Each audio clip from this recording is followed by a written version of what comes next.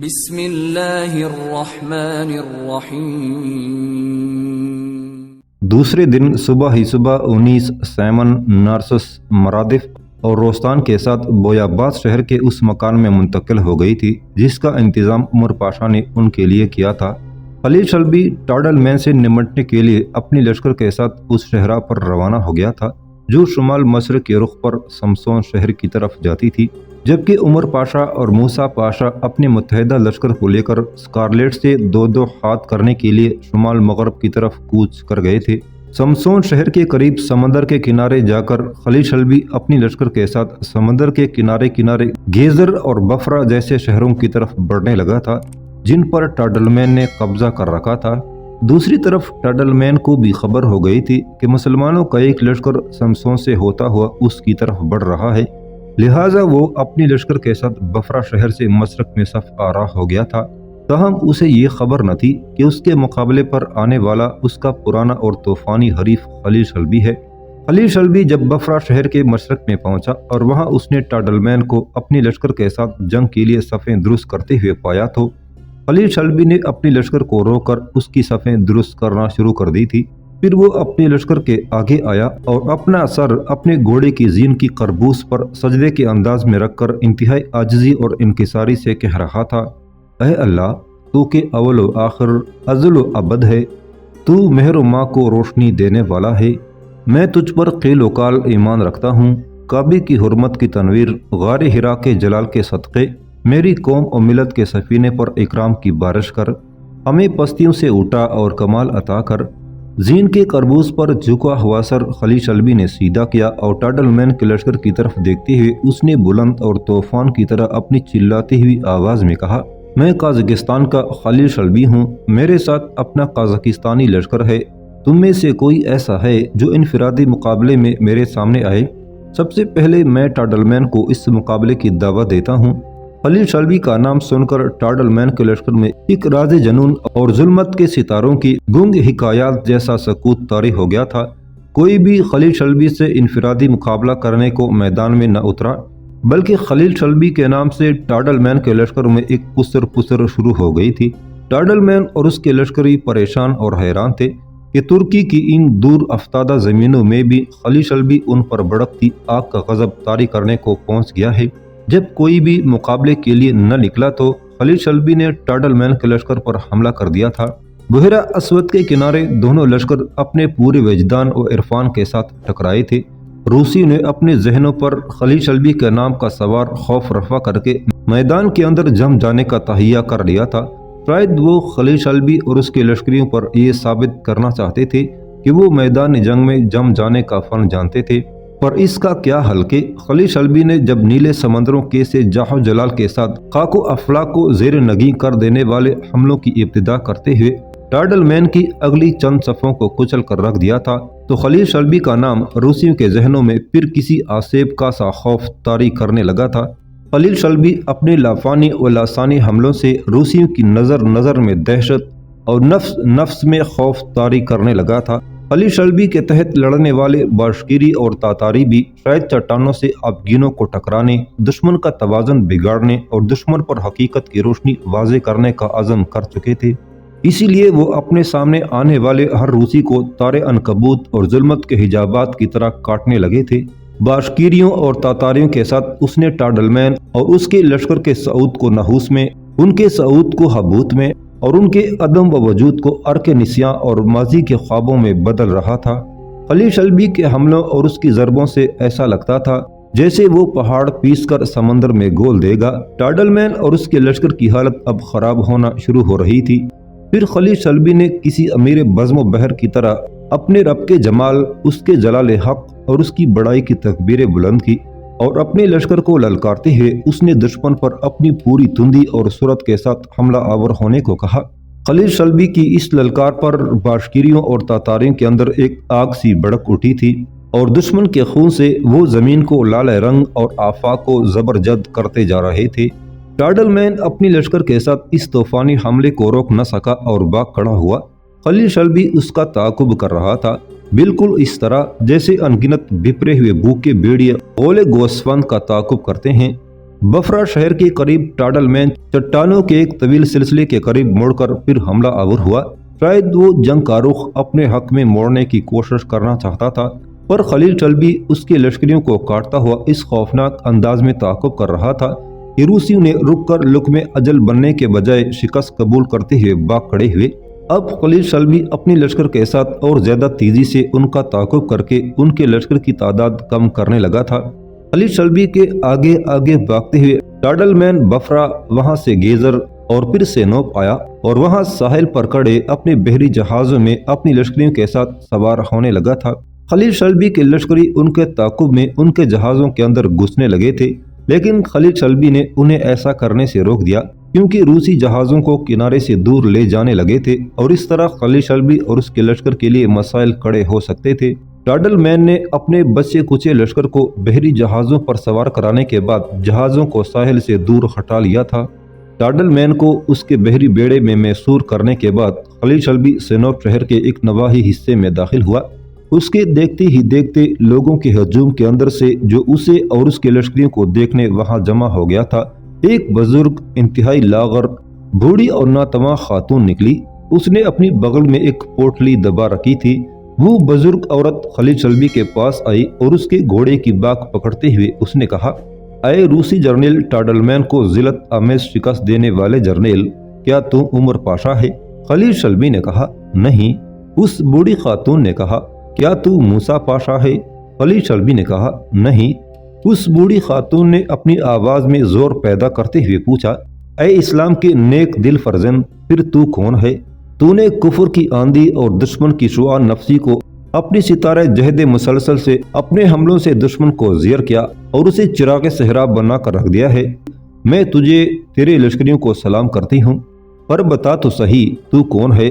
खलील चल्बी ने कहा, ऐ बुजुर्ग खातून, मैं काज़किस्तान का हाकिम खलील चल्बी हूँ और अपने तुर्क भाइयों के साथ रूसियों के खिलाफ शाना बशाना लड़ने को इस सरजमीन में दाखिल हुआ हूँ। रूसी जर्नल टाडलमैन को मैंने बदतरीन शिकस्त देकर सेनोप से निकाल दिया है।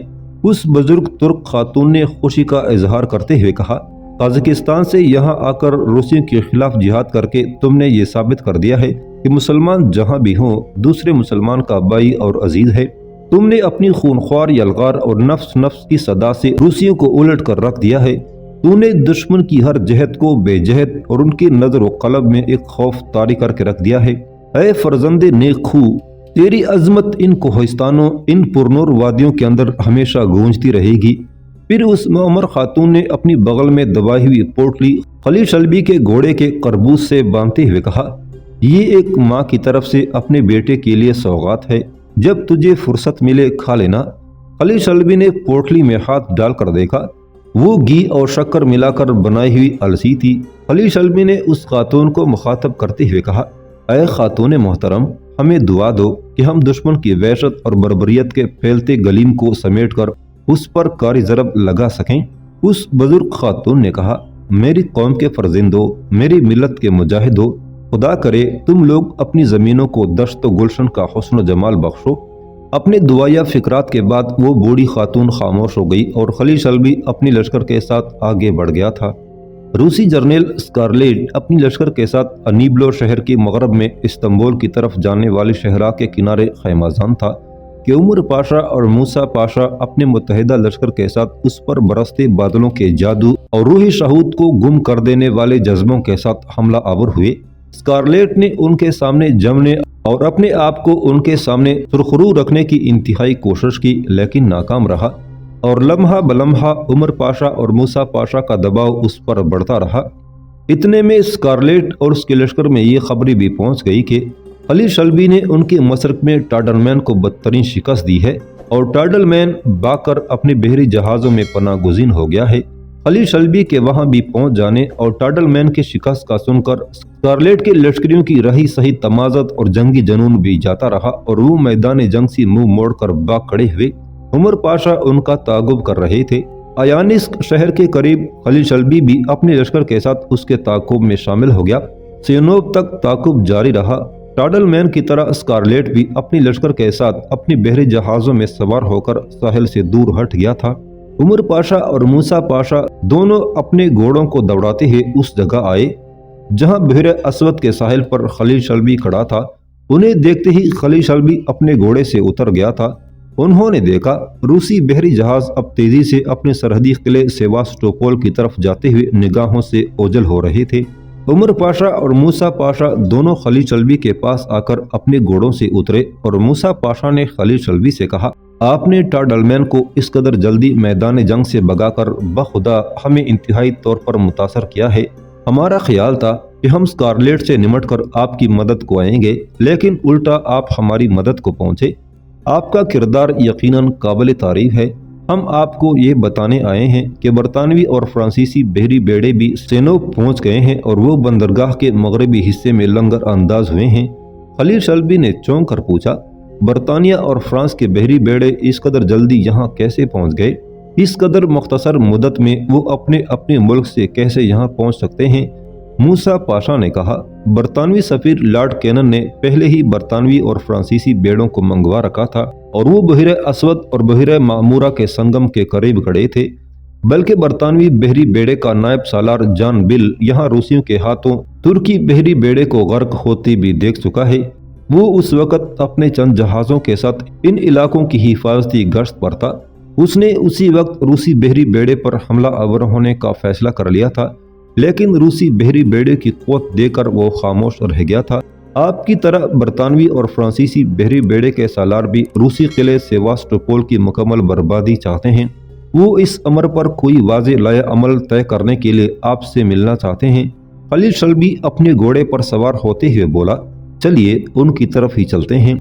उमर पाशा और मूसा पाशा भी अपने घोड़ों पर सवार होकर उनके साथ हो लिए थे। सेनोप में एक हवेली का बंदोबस्त करके उमर पाशा ने उनीस, नार्सस और साइमन के अलावा अपनी बीवी और बेटी को भी सेनोप में मंगवा लिया था। सेनोप की बंदरगाह के मगरबी हिस्से में बरतानवी और फ्रांसीसी बहरी बेड़े लंगर अंदाज हुए थे। फ्रांसीसी बहरी बेड़े का commander general martial Saint Arnad था और उसका एक नायब बरतानवी बहरी बेड़े का कमांडर जनरल लॉर्ड एगलन और उसका नायब जान बिल और दोनों बहरी बेड़ों के चंद और छोटे कमांडर एक साहिली चट्टान पर इकट्ठे बैठे महवे गुफ्तगू थे कि खलील शल्बी, उमर पाशा और मूसा पाशा अपने घोड़े दौड़ाते हुए वहां आए। उन्हें देखते ही बरतानवी जनरल एगलन और फ्रांसीसी जनरल अर्नाल्ड और उसके नायब और मातहत खड़े हुए थे। करीब आकर तीनों अपने घोड़ों से उतरे। फिर मूसा पाशा ने उन सबको मुखातब करते हुए कहा, ये काजान के हुक्मरान अमीर खलील शल्बी हैं। सबसे पहले जनरल एगलन और जनरल अर्नाल्ड ने आगे बढ़कर खलील शल्बी से मुसाफा किया। फिर खलील शल्बी उन दोनों के नाइटों और मातहतों के साथ मुसाफा कर रहा था। जब खलील शल्बी सबसे मुसाफा कर चुका तो बरतानवी जनरल एगलन ने खलील शल्बी को मुखातब करते हुए कहा, आपसे मिलकर इंतहाई खुशी हुई है, क्योंकि कुस्तुनतुनिया में हमारी सफीर लॉर्ड कैनन ने आपकी बहुत तारीफ की थी। उन्होंने मुझे बताया था कि दोनों रूसी जनरल टाडलमैन और स्कारलेट आपके नाम से खौफजदा हैं। मेरे लिए ये इंकशाफ भी बाइस फ़ख्र और मसरत है कि लॉर्ड कैनन के एक अजीज़ मोहतरम साइमन की बेटी आपकी बीवी है।